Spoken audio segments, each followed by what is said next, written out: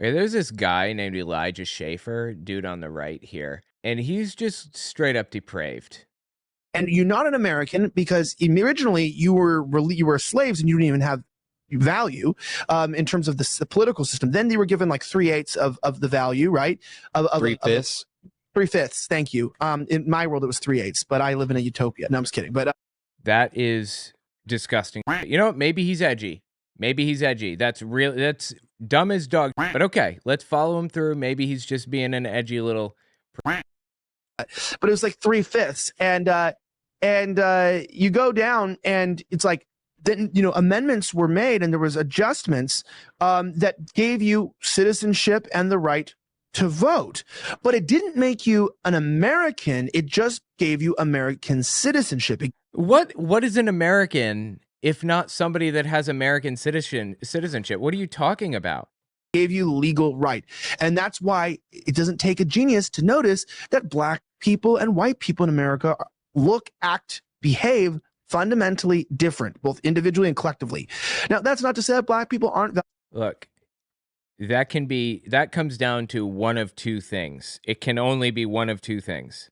Either black people have different personalities or have different situations, familial situations in culture because of things that happened over the past 250, 300 years or whatever it is, or longer. And the overarching system that we live under has formed out the conditions, basically, that lead to like a difference in culture or whatever. Either it's that, and if it's that, we can fix it. We can change it. We can pump money into communities to, give them like free college education, focus on improving conditions in elementary, middle, and high schools, things like that. Stimulus packages. We can try to make things more fair if it's the result of systemic oppression, is my point. And if it's not a result of systemic oppression, then you necessarily believe that it's a genetic inferiority and you're just a Nazi. Simple as that. This guy just so happens to effectively be a Nazi. I mean, I don't know if he comes out and says that, but he espouses Nazi views all the time. He used to be on The Blaze, Glenn Beck's TV network or whatever, same thing that Dave Rubin is on. I think he got fired. I don't remember what it was about, but now he's got his own show. Valuable in the eyes of God. It's not to say that white people are better than black people, even if they are. No, I'm kidding. Even if they are. No, I'm kidding. Okay. They're not jokes anymore, right? Is it fair to say they're not jokes? If you don't feel that's fair yet, stick with me. By the way, something else I noticed I thought was really interesting. Dude in the top left here, this is Jonathan Shelley. He's part of the NIFB. You know Steven Anderson? Yeah, this is an example of Steven Anderson, if you're unfamiliar. Are there thousands and thousands of Holocaust survivors? Yeah, but all it means to be a Holocaust survivor is just that you lived there at the time that this was going on. And a lot of these people can witness to the fact... I mean, he's completely full of shit. I'm sure I don't need to say it, but I will anyway. People can witness to the fact of being rounded up because it happened. A lot of these people can witness to the fact of, being sent to a labor camp because it really happened. A lot of people will tell you about going to Auschwitz and playing on the soccer team and acting in musicals and play. Oh my God, dude. The vile Holocaust, not even revisionism, just denial. He's completely rewriting everything that happened. That is about as vile as it gets. And spending the camp currency at the commissary and things like that. But are there thousands and thousands of witnesses that will testify to seeing gas chambers and people being cremated? No, it's actually very few witnesses that... He thinks that this didn't happen. How vile can you possibly get? That is bad, right? And I want to go down this whole rabbit hole because it's actually very interesting, but we don't have time for it today. That whole bit about there being like camp commissary and a football team and things, whatever it was he said. There was a program in Auschwitz where people were forced to fist fight to the death. Prisoners were forced to fight to the death. Whichever one survived got to go on to fight again. And they did that because it was entertainment for the guards. They forced the prisoners to do a whole bunch of different things to keep the guards entertained. But okay, whatever. Not going down that rabbit hole. This is another example of Steven Anderson. I hate Barack Obama. You say, well, you just mean you don't like what he stands for. No, I hate the person. Oh, hey, you mean you just don't like his policy? No, I hate him. Now, I'm going to prove this from the Bible tonight, why I should hate Barack Obama. Why God wants me to hate Barack Obama. Why God hates Barack Obama. Yeah, Steven Anderson, NIFB. Dude in the top left, Jonathan Shelley, is part of the NIFB. I think he even took over Steven Anderson's church, or one of them, and he's on Elijah Schafer. That is fascinating because Jonathan Shelley here on the left gives us a little more insight into the kind of sphere that we're working with. And Shelley also likes to deny that he's political in any way. You know, he takes in only good information, comes to all of his conclusions through solid, fact-checked information. Well, listen to him talk to Hemant Mehta here. I want to know where you guys get your news from. Okay. In general. 'Cause Sure. you've said, and I don't know if you're joking I mean, it's pretty clear he gets it from Elijah Schafer, right? or if you're telling the truth on, like, you mean this? Like, you've said Hillary Clinton's a lesbian, Sandy Hook was a hoax. You've said they put litter boxes in kids' in classrooms. Why are you laughing? It's f***ing stupid. It was incorrect. You were wrong. Why is that funny? Probably because he thinks he was not wrong. Because kids think they're cats. And you also said that's been fact checked. I heard that from multiple sources. No. All of those things are lies. Where are you getting this information from? Like, what is your media diet? Well, I think everybody can have a personal opinion. Oh my God, personal opinion. Yeah, but some things aren't personal opinions. Some things are in fact territory. The fact is, Sandy Hook really did happen. The fact is, like, you know, Hillary Clinton is not a lesbian as far as anybody can tell. That's not a matter of opinion. It's a factual statement. Here's one more clip from Shelley before we get to more Elijah Schafer. Cliche question. If one of your kids came out as gay, what do you do at that point? I would do the same thing. I don't believe my kids ever will be because I'm going to get them saved at a young age. And Right. You're only gay if you're not saved, is the thing, in his mind. I don't think it's possible. But even if it was, if my child committed murder or rape or was a serial killer or a homosexual, I would wish the law was equally enforced. It is wild to categorize all of that in the same group. You would rather see if your child was gay and acted on it. All right, death penalty for them too in an ideal world. Yeah, I mean, the Bible even says a stubborn, rebellious child would be taken to the government. He wants to have his kid literally murdered by the government if they don't listen to him? And would be put to death, which to many people things even more extreme. Yeah, I would say that's pretty extreme. Anyway, the point is that Jonathan Shelley is on there with Elijah Schafer. They work together. They talk to each other, apparently. They agree with each other enough that they are willing to appear together. These people are vile. All right, now listen to this one. Like I said earlier, maybe Elijah Schafer was joking. Maybe he was just playing a prank and he's not really racist. You know, he doesn't really think it'd be a utopia without black people. Let's give him the benefit of the doubt. Listen to this one. Racism isn't bad, okay? So it's not bad to be racist. Okay, you've lost me here, bro. Like, I'm trying my hardest. God. How does somebody reach this point in their lives where they believe these things? Because racism is a discrimination factor, which we use all the time. Yeah, and everyone all around the world, all races, is racist. Yeah, and you should white be, people though. are the only ones that get criticized for it. Like, if you're black and you see a group of young black guys rolling up, dressed all hood, acting suspicious, you should make a stereotypical assumption that there's potential issues, and you. Okay, look, this is another example of what I'm talking about right here. I talked about it in another video, but if Republicans just came out and told us what they think, like if Elijah Schafer just came out and actually said what he really thought, I know it's surprising, but he's not. This is veiled. If he said it, fewer people would be on his side. Instead of saying black people are inferior to white people and they deserve to be ethnically cleansed from America or whatever, and we want to segregate and all that other stuff. If he said that, fewer people would support him. Instead, he's drawing out a scenario that seems like it's more of a moral gray area where it's not really racist in the same way as wishing that we were like segregated, that we lived in segregated communities. It's not the same.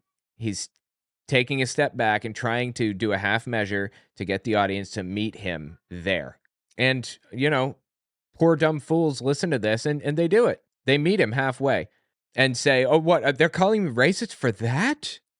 Potential issues, and you should probably not hang out in that vicinity unless you are loaded with a gun and you're wanting a fight. I want to re-educate people into understanding that racism doesn't make you a bad person. It makes you a better friend, a better husband, a better father, and it makes you a better person.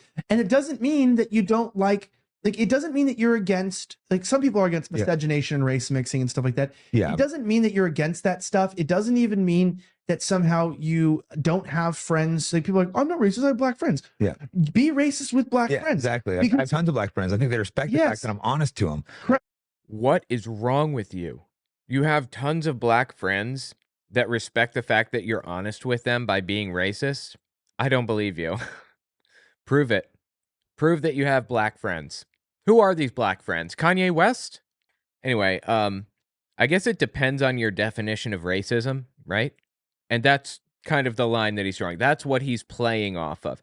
It depends on your definition of racism. Some things are systemically racist, like the system or the industry or the organization or whatever perpetuates racist outcomes, even when there isn't a conscious racist actor anywhere in the system. You know, it can just like for example, white people tend to favor people with white sounding names. That's not like a conscious actor intentionally trying to, you know, get rid of black people from the organization if they would deny them a job. Or here's another one. Harlem was historically redlined, like the bank would not give a mortgage or wouldn't like help black people buy a home unless it was above like 110th or something street. I'm not sure. And as a result, a very small number of the black community goes to certain schools below, you know, a certain street number, and that's making the community suffer. That's a racist outcome that is happening because of a decision that was made 50 years ago that isn't even happening anymore, but the effects are still felt today. That's a form of racism, but Elijah Schafer is playing off of people's distaste at being called racist. I don't really call anybody racist unless it's pretty overt. I mean, I you know, they contribute to racist systems and everything, of course, all the time, but I'm not going to call you racist unless you're overt about it. And I don't know what else to call this. This is pretty overt racism, right? All these liberals like during BLM like washing their feet and shit, and they're surprised that the racist guy is the one that has all the black friends. They're like confused. It's like, yeah, because they treat BLM washing people's feet? I didn't see any of that. Is that even real? And if it is real, it was part of a demonstration. People do crazy things like super glue their hand to the road or dump soup on stuff. That's just protest. they're like confused. It's like, yeah, because I treat them like people.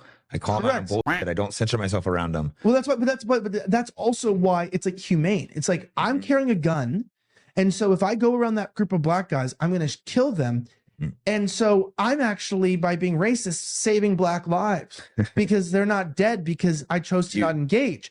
Holy bro. What is wrong with this guy? He says, I intend to kill black people and I have a gun. So I'm saving black lives by not being around them or I would have killed them. Oh my God, dude. That is insane. That is absolutely unglued from reality. That's Elijah Schafer. He is a Republican operative. He goes to CPAC. He knows a ton of very influential people. For example, he knows, you guys remember Herschel Walker? He knows Herschel Walker and Herschel Walker's son, Chris Walker, I think is his name. He knows a lot of very influential high-up people. In this one specific case, I believe that this guy is a full-blown Nazi. I don't know if you guys remember this one, but like back in November 15th, 2022, is after the midterm elections, was it Katie Hobbs? Is that her name? She won the Arizona gubernatorial race. She became the governor against Carrie Lake, and Carrie Lake did not like that. Elijah Schafer commented on it. He went semi-viral for this. Katie Hobbs is the projected winner. The race has been called by multiple sources as being completed. You can hear the anger in his voice. And the reason why it's been called is exactly what we've expected. And what Mark was saying was the fact that the races will always be called for the Democrat candidate when they've collected enough votes to win. And Yeah, no fucking really? When people collect enough votes to win, the race is called. That's how math works? many of these states, there are theoretically more Democrat voters than Republicans. That's why our founding fathers did not set up our republic to be a pure democracy. Oh, I see. Well, I mean, they set it up as a representative democracy, right? And I believe the Greeks discovered this. Direct democracy is counterproductive beyond a certain size. Like, representative democracy is really the only way to do it when you're dealing with like 300 million people, for better or worse. But he's saying that there are more Democrats. So he's saying that the Democratic policy positions are more popular than the Republican ones. People like Democrats more than Republicans is what he is saying. And he's unhappy about that. And he thinks that we should just like, what, take away women's right to vote? Only men vote? I don't know. Landowners back to what it used to be? I don't know. Our republic to be a pure democracy. They don't want stupid morons who haven't done in their life to be voting. I mean, that's democracy. Look, here's the concept behind it, okay? It's really fascinating. There's I don't know what you got, like a psychological phenomenon, I guess, where you got a bean counter at a carnival. You got a gigantic jar and just a ton of beans in it. If you go around and you ask everybody around the jar what their guess is, and you average those guesses together, you come to a nearly correct answer every time. The two extremes balance each other out. And that's what the point of democracy is. Unfortunately, democracy starts to kind of fall apart when one extreme is like one specific group is the only group that's voting because nobody else cares anymore. Like there isn't an extreme left, but there is an extreme right. So the left wingers that are there aren't really going out to vote because they don't care. And now you got people like Kenneth Copeland and his congregation voting for all kinds of psychotic stuff. So I don't know what the founding fathers wanted. That's completely irrelevant to me. This form of democracy is the most efficient and effective way to govern a country, just about. It's not perfect. It's the best we've got. To be voting. All this movement that the left uses, like on Instagram and Facebook, and go out and vote. No, don't vote, you fucking idiot. Don't vote. You are stupid. You are a degenerate piece of scum. Your existence is menial. In fact, God loves you. Most of us don't. Your own family doesn't support you very much because you're intolerable. Your views are not well thought out. Like, who is he even talking about? It's like he's making up some caricature in his head and about it. Like, what is happening? He's getting pissed off over some fictitious enemy he's built in his head. Are not well thought out. It's not your SSRIs and your depression, your mental illness that is making you miserable. It's the fact that you don't live for anything. You stand for nothing. So everything gives you value. Like, is there a specific person he's thinking of? I feel like he built somebody in his head that he's looking at in his mind and describing with us. And you watch TikTok as a hobby. So your life doesn't exist in any real substance. So no, you shouldn't vote. Oh my God, dude. God, it is so absurd. Anyway, the point that I'm so laboriously trying to reach is that he's a complete piece of shit. I don't know how else to say it, man. And these people all hang out with each other, which is to say they're hanging out with pieces of shit. Anyway, tell me what you think about it in the comments. This guy is something else.